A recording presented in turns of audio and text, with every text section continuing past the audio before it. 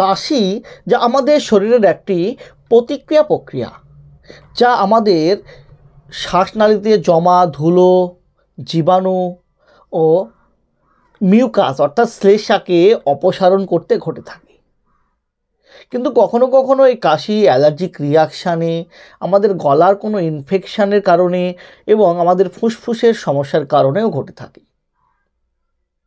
তো কাশিকে আমরা প্রধানত দুই ভাগে ভাগ করতে পারি। এক হচ্ছে ড্রাই কফ, আর একটা হচ্ছে ওয়েট কফ। অর্থাৎ ড্রাই কফ মানে শুকনো কাশি, যাতে কোনো শ্লেষ্মা থাকে না, অ্যালার্জিক রিয়াকশানের কারণে বা অন্যান্য কোনো কারণে হতে পারে। দ্বিতীয়ত হচ্ছে ওয়েট কফ, অর্থাৎ ভেজা কাশি, যেটাকে আমরা বলি শ্লেষ্মাযুক্ত কাশি। কাশির সঙ্গে সঙ্গে শ্লেষ্মা ওঠে, মিউকাস বের হয়। তো বিশেষ করে ড্রাই কফের ক্ষেত্রে ডাক্তারবাবুরা যে ধরনের মেডিসিনগুলি আমাদের ব্যবহার করতে দিয়ে থাকেন বাচ্চাদের, আমাদের, সেই ধরনের একটি মেডিসিন সম্পর্কে আজকের ভিডিওতে আলোচনা করব।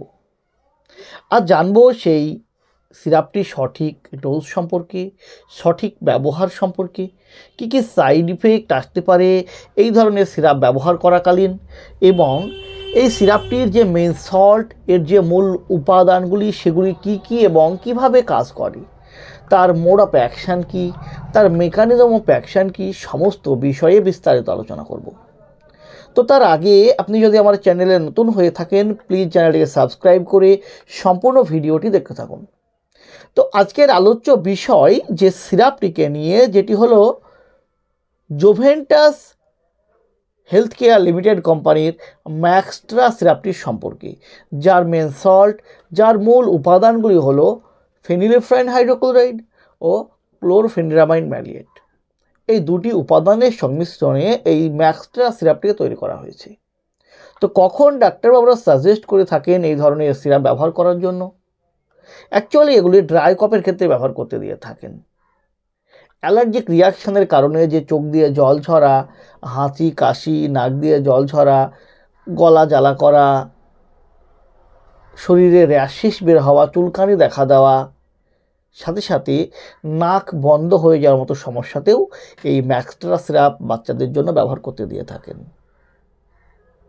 তো আজকের ভিডিওতে জানবো আমরা এই সিরাপে থাকা এর যে মূল উপাদান দুটি কিভাবে কাজ করে, কি কি কাজ করে।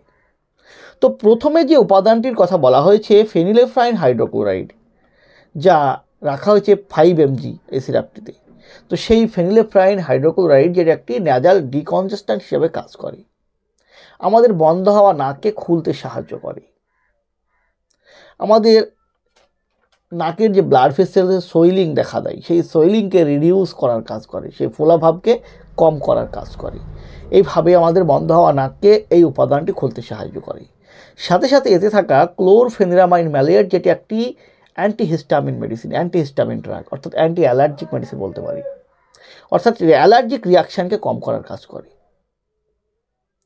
তো আমরা দেখি যে আমাদের অ্যালার্জিক রিয়াকশানে, অ্যালার্জির কারণে যে আমাদের চোখ দিয়ে জল ঝরা, হাঁচি কাশি, নাক দিয়ে জল ঝরা, চোখ লাল হওয়া, শরীরে র্যাশেস বের হওয়া, এই সমস্ত সমস্যাগুলোকে কম করার কাজ করে ফেনিরামাইন ম্যালিয়েট উপাদানটি।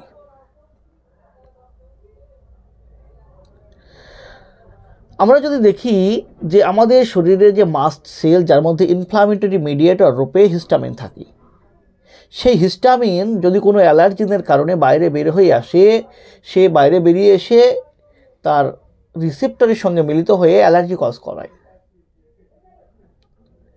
তো যেহেতু ক্লোরফেনিরামাইন একটি anti allergic medicine, anti histamine মেডিসিনে কী করে, সেই রিসেপ্টরগুলিকে ব্লক করার কাজ করে।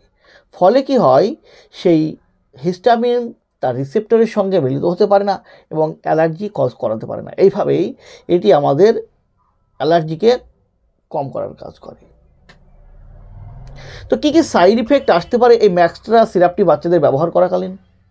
তো যে মোস্ট কমন সাইড ইফেক্টগুলো লক্ষ্য করা যায় বাচ্চাদের এই সিরাপটি ব্যবহার করাকালীন, সেটা হচ্ছে ড্রাউসিনেস, ঘুম ঘুম ভাব, ঝিমুনি ভাব, তন্দ্রাচ্ছন্নতা, এই ড্রাউসিনেস আসতে পারে। সাথে সাথে হেডেক অর্থাৎ মাথা যন্ত্রণা আসতে পারে, ডিজিনেস, মাথা ঘোরার মতো সমস্যা দেখা দিতে পারে, মুখ শুকিয়ে যাওয়ার মতো সমস্যা আসতে পারে। এছাড়াও বড়দের ক্ষেত্রে তাদের ব্লাড প্রেশার বেড়ে যেতে পারে, অর্থাৎ হাইপার টেনশন দেখা দিতে পারে, এই সমস্ত সমস্যাগুলো আসতে পারে।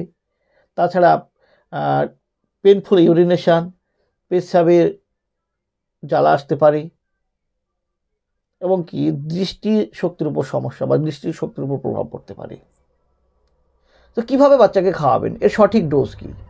দেখুন, একটা বাচ্চার ডোজ নির্ধারণ করা হয় তার বডি ওয়েট, তার শারীরিক কন্ডিশন, তার বয়স, তার রোগের অবস্থা, সমস্ত কিছুর উপর নির্ভর করে একটি বাচ্চার ডোজ নির্ধারণ করা হয়। তাই সেলফ মেডিকেশান না করে একজন ডাক্তারের সঙ্গে কনসাল্ট করে তিনার নির্ধারিত দেওয়া মেডিসিন তিনার নির্ধারিত ডোজে ব্যবহার করবেন। ফলে সঠিক উপকারটি দ্রুত পাওয়ার পাশাপাশি আপনাকে সমস্যায় পড়তে হবে না। তো বন্ধুরা, এই ছিল ম্যাক্সট্রা সিরাপ সম্পর্কে একটি ছোট্ট ভিডিওটি যদি আপনার ভালো লেগে থাকে, যদি কোনো উপকার এসে থাকে, প্লিজ চ্যানেলকে সাবস্ক্রাইব করে লাইক দিতে ভুলবেন না। সুস্থ থাকবেন, ভালো থাকবেন। আবার দেখা হবে হেলথ রিলেটেড, মেডিসিন রিলেটেড অন্য কোনো ভিডিওতে। আজ এই পর্যন্তই, ধন্যবাদ।